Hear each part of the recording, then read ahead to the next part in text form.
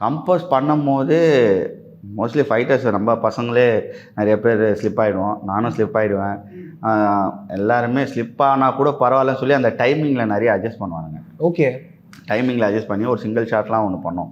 அது எல்லாமே கென்னுக்கு சொல்லி கொடுத்து, அவன் ஒரு பக்கம் மிஸ் ஆனாலும், ஃபைட்டர்ஸ் ஒரு பக்கம் மிஸ் ஆனாலும், அது எல்லாத்தையும் மேட்ச் பண்ணி அதெல்லாமே பண்ணுறதுக்கு பயங்கர சேலஞ்சிங்காக இருந்துச்சு. அதனால் சார் வந்து நடுவில் உள்ளே வந்துடுவார். உள்ளே வந்துட்டு, டேய் இதுக்கு இது பண்ணால் நல்லாயிருக்கும்டா, இதுக்கு இந்த பக்கம் சொன்னால் நல்லா இருக்கும்டா அப்படின்னுவார். அது இல்லாமல் சார் வந்து திடீர்னு பார்த்தே சேஃப்டிலாம் ஓகேவா, அதெல்லாம் பக்காவாக இருக்குதா, பார்த்து சேஃபாக பண்ணுங்கள், செக் பண்ணிட்டே இருப்பார். பயங்கரமாக செக் பண்ணியே இருப்பார். அதுக்கப்புறம் அந்த ரெயினப்பில் டிசம்பர் மாதம் எடுத்தோன்னு நினைக்கிறேன். ஆமாம், டிசம்பரில் எடுத்தது.